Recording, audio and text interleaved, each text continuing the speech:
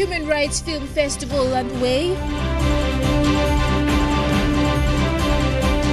Association highlights need for more nurses. And Madang gets advice on eye care.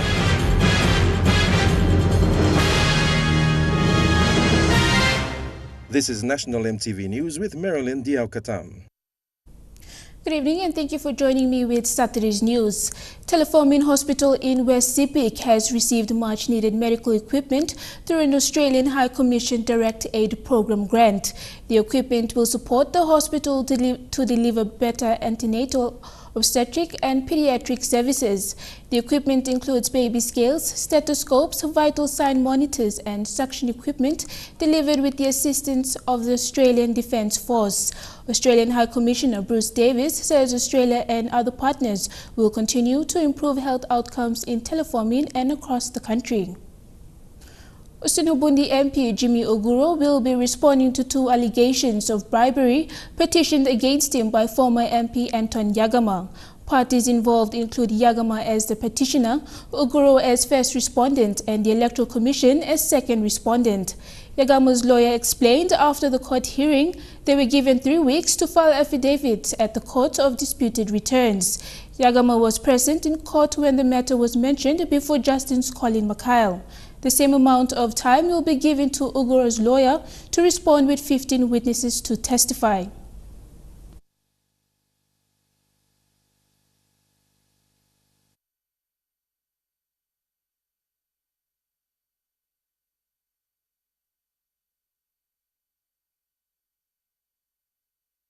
The courts, we went for directions hearing. Basically, we got directions. This was the first time the matter returned for directions hearing, and we got directions with regard to the filing of affidavits, representation issues, and the petitioner has been given 3 weeks to file his affidavits, and then the respondents 3 weeks thereafter to file their affidavits. Allegation of disparity in the common role between the 2012 and the 2017 common roles. You're watching National EMTV News. We have more stories after the break.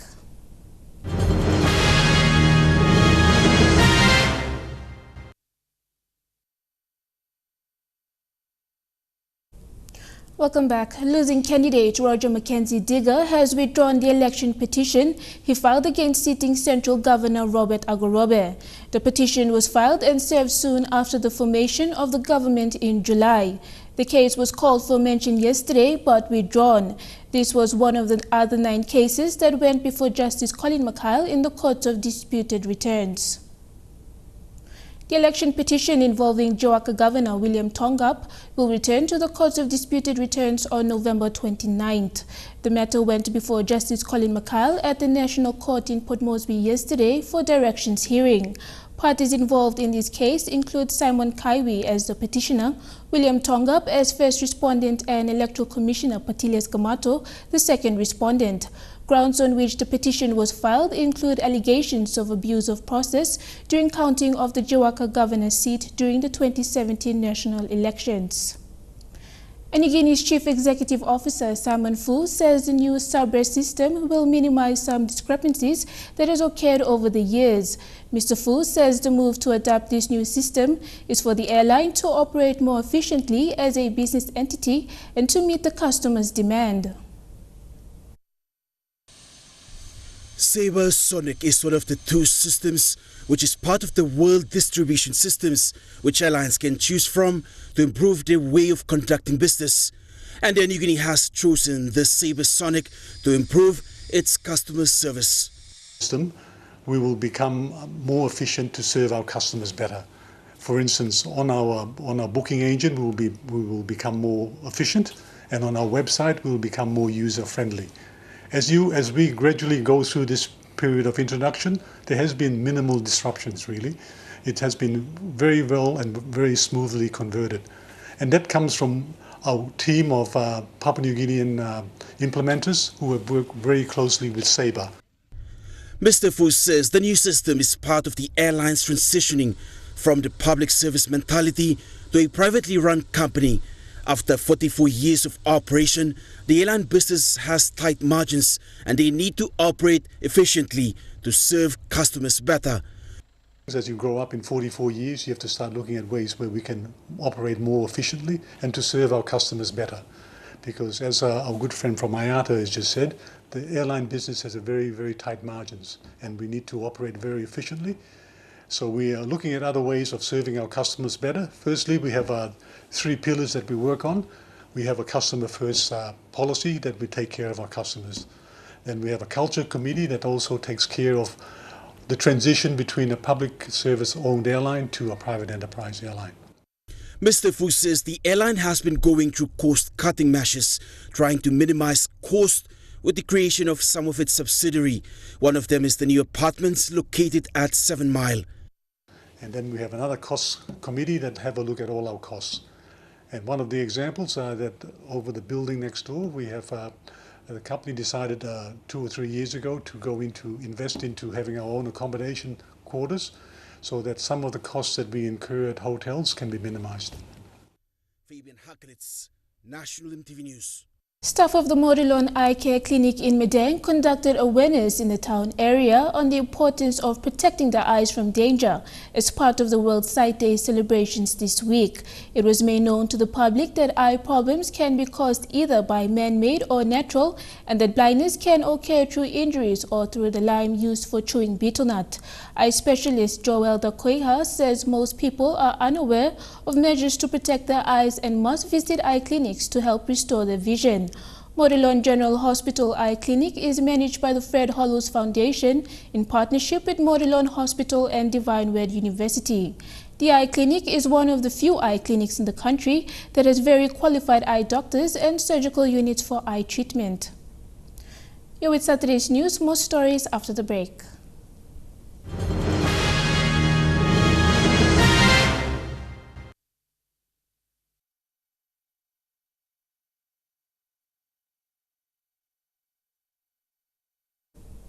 Welcome back to the news. Turning overseas now, U.S. President Donald Trump has a message for hurricane-ravaged Puerto Rico. He tweeted on Thursday that the federal government couldn't stay and help forever. This is very different tone to what he said some weeks ago. We are with you now, I tell them, and we will be there every step of the way until this job is done. Our country will stand with those American citizens in Puerto Rico until the job is done. But the tweet about FEMA and DOD, read military, is exactly accurate. They're not going to be there forever. And the whole point is to start to work yourself out of a job and then transition to the rebuilding process. Now, while that's going on, the people of Puerto Rico continue to struggle. Here's Leila Santiago. The destruction, a constant reminder. Maria's eye was here just 24 hours. 3 weeks later, Puerto Rico is unrecognizable. But for us, this is familiar. We were here in Quebradillas just 4 days after Hurricane Maria struck. When we arrived, a woman, a complete stranger, embraced me in a way I will never forget. Desperate, she explained no one else had been to her town since the storm. No one else had come to see if that mountaintop community had even survived. Her name is Brenda. Sí, Brenda. Esa Brenda. Sí, sí, prima hermana mía. Brenda, ¿qué? Sí, mira, aquí, mira. Esas casitas, lo que pasa es... We wanted to find her again to find out how she's doing. That's her right there. That's her. She recognizes us immediately. Qué bueno verla. Bendiga. The mayor, she tells us, brought a box of emergency food. The neighbors all shared it.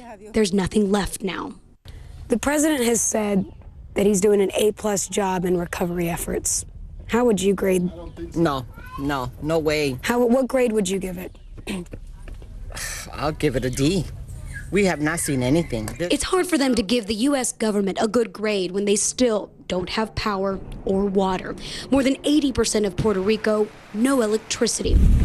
Maria left these mountains scarred. Mudslides are closing off entire communities across the island. So this is as far as we can get. In this part of Añasco, there's a whole community back there. You can see that there's water that's taken over the road. There's mud, trees down, making it difficult to reach this community, so we're going to have to go by foot in order to get to them. Along the way, we meet David. He's a veteran, an orange farmer from the neighboring town who just wants to help. He hiked in with a full crate of water and ice. So right now, you're having to walk through all this. Why? For those people. The people. That's what makes it so hard for him. At 70 years old, he's one of the few reaching the people in this community that he loves. A half-hour hike through an area once lush, now stripped of leaves and color. We learn one helicopter landed here since the storm. The bottled water is running out, along with the food for Josian, 5 months old, completely unaware of the realities surrounding him. She's worried about the milk and the water for him. She only has 2 gallons left. Mom tells me it's only enough for another week and a half. She needs more. She needs more power. She needs another helicopter to land here soon. A third of the island doesn't have clean water. As we move to another part of the island, we spot help. What are you guys doing down there? We're heading up this road right here. Are you bringing supplies? Yeah, we're bringing some stuff to the dam. In Utuado, the interior, the director of emergency management tells us they've been able to reach everyone here. His challenge, communication. So this is what they've been given out here. Okay, it's got a number, it's got a website, but in an area where there's no cell service and there's no internet, that's a problem. He insists help is flowing. Mucho gusto. But it's not what we found when we talked to Silvian up the road. Her home battered by Maria. The floor's still wet.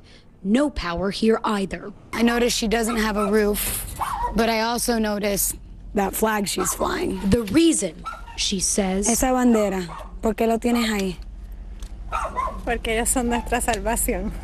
She says that's their salvation.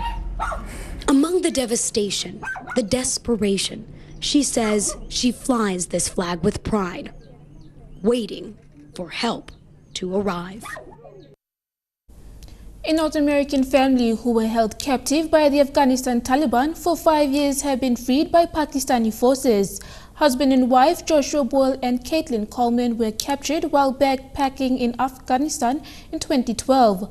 Pakistani officials say the couple, along with their 3 children whom they had while in captivity, were rescued at the Afghanistan border. They were America's littlest hostages, and tonight they and their parents, American Caitlin Coleman and Canadian Joshua Boyle, are free after 5 years of captivity. I am prisoner of the Taliban. Coleman was 7 months pregnant when she and her husband were kidnapped while on a hiking vacation in Afghanistan. The Taliban threatened to execute them. They are willing to kill us, willing to kill women, to kill children, to kill whomever. Hostage videos over the years showed their plight worsening as she gave birth to 3 children. My children have seen their mother defiled. And the ordeal took its toll on her parents, Linda and Jim Coleman, in Stewartstown, Pennsylvania. I'm not sure I'm ever going to see her again. I'm not sure I'm ever going to see my grandchildren. So it's gotten very, very difficult. The Pakistani military launched its top-secret mission Wednesday in a mountainous area near the Afghanistan border, saying it was acting on U.S. intelligence information. And even before the hostages were in U.S. hands, President Trump made a cryptic reference to the mission. And something happened today where a country that totally disrespected us called with some very, very important news. The president has accused Pakistan of giving safe haven to terrorists, but today he thanked them. Right now, a lot of countries are starting to respect the United States of America once again. Back home now, the call for more nurses has been reiterated by the Papua New Guinea Nurses Association. While the health sector is facing a human resource crisis, there is a critical need for more nurses. This has signaled the national government to open more schools for the administration of quality health service. Papua New Guinea's health sector is facing a human resource crisis with the critical need for more nurses and doctors. The number of students graduating every year is insufficient and still cannot cater for PNG's increasing population. The issues of the quality of the training that they receive, that belongs to Nursing Council and other stakeholders, government stakeholders to look at. But the manpower on the ground, yes, we really want to have a good number of our nurses serve in all healthcare facilities, both in primary and health and hospitals. While the Papua New Guinea Nurses Association has acknowledged the national government's recent moves to open some education institutions, more schools are to be opened to train more health professionals to help address healthcare issues like poor health indicators of high child maternal deaths. We are very happy to have a good number of School of Nursing being opened up, being established. And we are looking forward because the nursing manpower is needed right across the country. The demand for nurses is so huge, especially in the rural health settings. And from the union perspective, we are very happy and looking forward to have them graduated and be part of the workforce. In an earlier interview with Health Secretary Pasco Kase, the National Health Department will welcome any opportunity offered by education institutions, and the National Health Department will work closely with the Medical Board of Papua New Guinea to open more education facilities. Fabian Hakelitz, National EMTV News. Preparations are underway for the 14th Nurses Research Symposium in East New Britain. Symposium chairperson Anastasia Dio told EMTV News that East New Britain is ready to deliver a successful symposium. It will be held at the Vunupope Archdiocese Hall from November 6th to the 10th. Under the theme Nurses, a Voice to Achieving the Sustainable Development Goals through the Public-Private Partnership, the 14th Nurses Research Symposium aims to bring together scientific knowledge to improve nursing practice in Papua New Guinea. Through the PPP policy, East New Britain works very much closely with our church services, health services, and so we preparation on the ground is not only the government nurses doing that, but we also tie the church health workers together, and so we hold hands and we have raised funds towards the symposium. We have asked the provincial government to help us, and so we have now presented to the PNGNA that we have money set and approved for the symposium. We have a strong belief that this symposium will be one of the best symposiums done in the province. The symposium committee has raised funds supported by the East New Britain Provincial Administration, business houses and other stakeholders. This is of the East New Britain Provincial Administration giving us a total of 100,000. We have New Guinea Highlands, sisters provinces, New Ireland and West New Britain giving us a total of 15,000. Nonga Base Hospital 10,000. PNGNA supporting us with the gaps we have, and we still have the roundup from them. And all our 130 business houses in East New Britain has given us a total of 100,000 as well. So we have promised the PNGNA, yes, the symposium will eventuate. And we are encouraging specialist nurses to attend to share knowledge, skills, and their experience on the practice that is affecting the specialty areas. Daily, we are having weekly meetings to follow up on the progress that we are going through in terms of preparation and all those. The Papua New Guinea Nurses Association has appealed for more sponsors. Also support the nurses to be able to support in cash and also kind to also support them to be able to make it to the symposium. We have had cases where some of the nurses are presenting the research, but because there is no support, financial support, so they cannot make it to the symposium.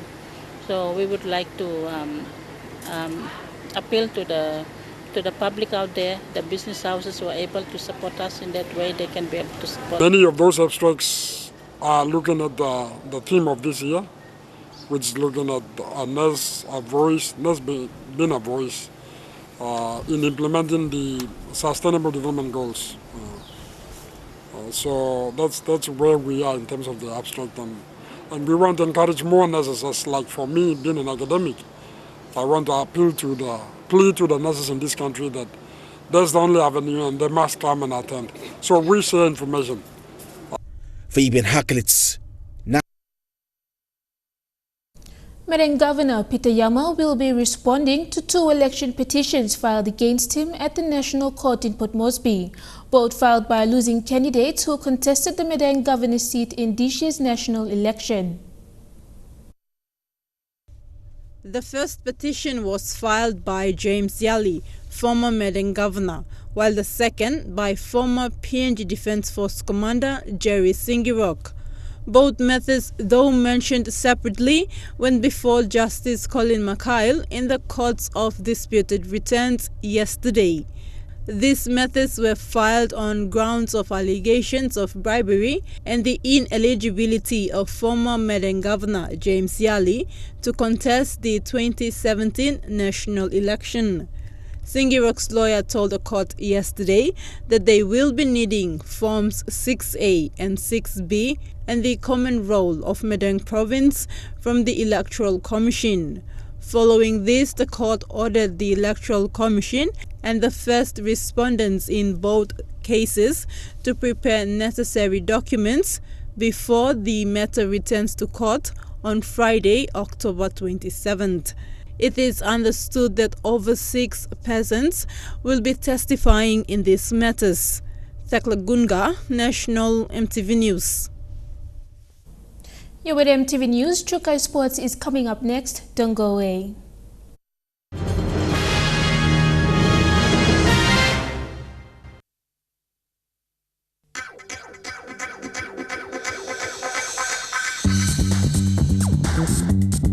Chukai Sports.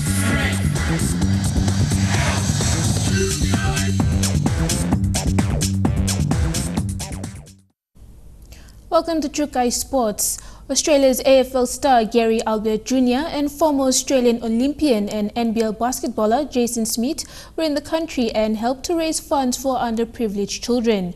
12 teams participated in the Gateway Children's Fund Charity Golf Challenge in Port Moresby.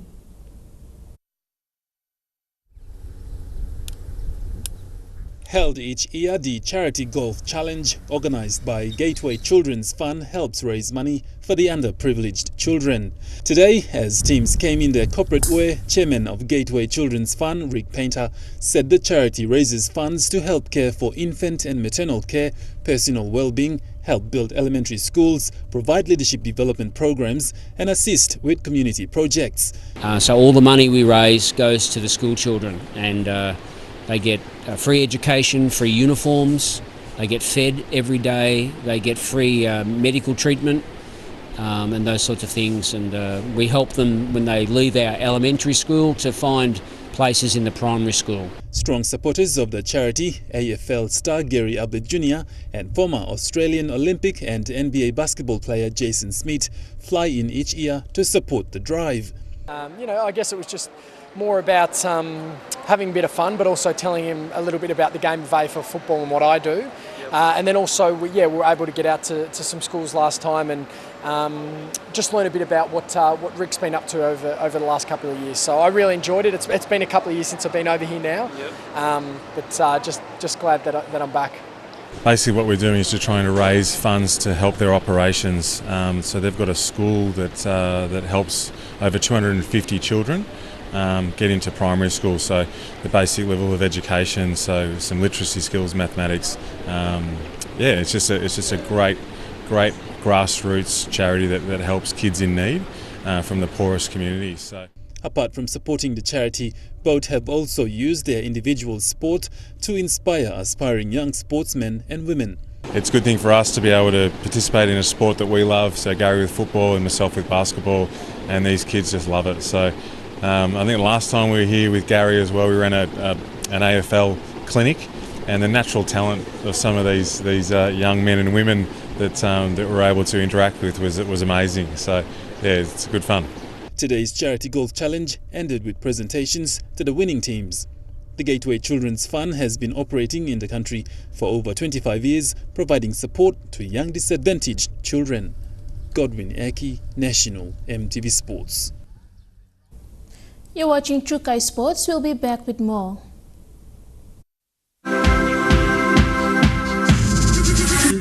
Trukai Sports. Welcome back. The PNG LNG Kumul started the World Cup Tri-Series campaign in Fiji on a positive note.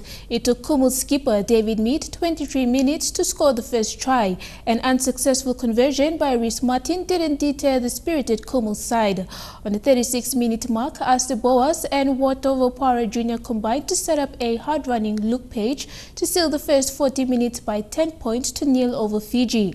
However, it was a different scenario against the Australian Kangaroos, who ran away with 20 points over PNG Kumuls on 4 to wrap up the 80 minutes. Despite the result, the Kumuls kept the reigning world champions from scoring more tries than expected. Australia will turn its attention to the Summer Ashes after its white ball to India ended in a washout. Locals tried everything to dry the field, but the match was abandoned. Series finished 1-1. The first test against England starts on November 23rd.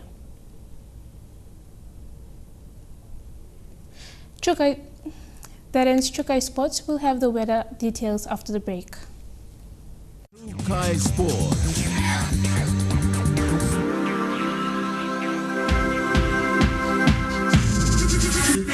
Trukai Sports. The weather details are proudly brought to you by Dulux Weather Shield. Worth doing with Dulux.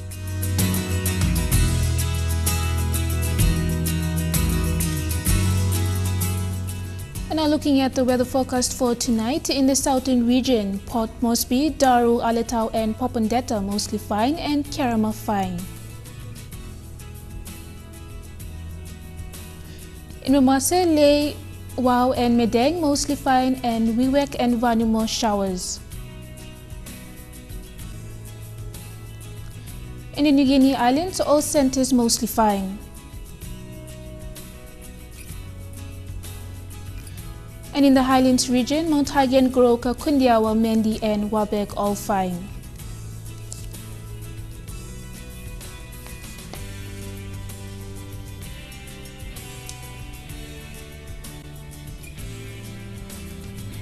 Forecast for the small crafts within the coastal waters of Papua New Guinea for the next 24 hours.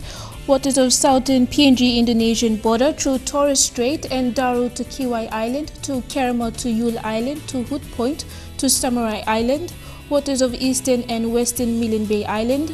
Waters of Finschhofen through Vitius Strait, Dampier Strait to CSE Island to Long Island, and waters of Long Island to Madang to Bogia to Wewak to Aitape to Vanumo, and northern PNG Indonesian border seas 5 to 1.5 meters.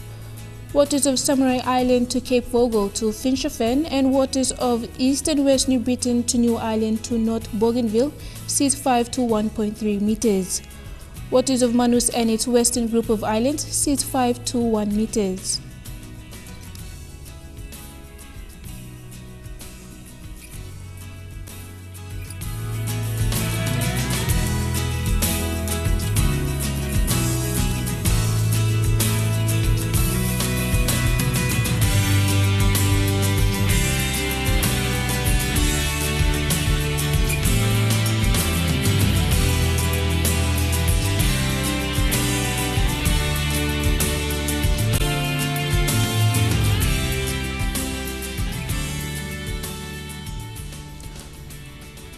Forecast for the ocean waters of Papua New Guinea for the next 24 hours.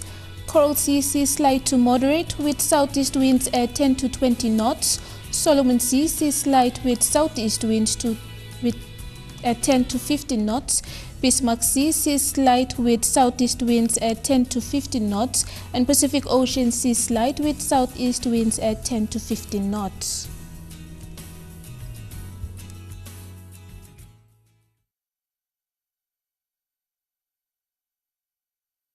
The weather details are proudly brought to you by Dulux Weather Shield. Worth doing with Dulux. Before we go, the Human Rights Festival has commenced with over 8 films to be viewed at the Port Moresby Arts Theatre this weekend. It started last night with a brief introduction of why Papua New Guineans must be made aware of their human rights and the screening of Chasing Asylum. The festival continues tonight and concludes tomorrow evening. And to promote the festival, those living in Port Moresby are encouraged to go and watch as there is free admission. And educate people on human rights. The festival began with a short film documented in Papua New Guinea in 2016. It featured challenges families face in their daily lives in both the big cities and life in the villages.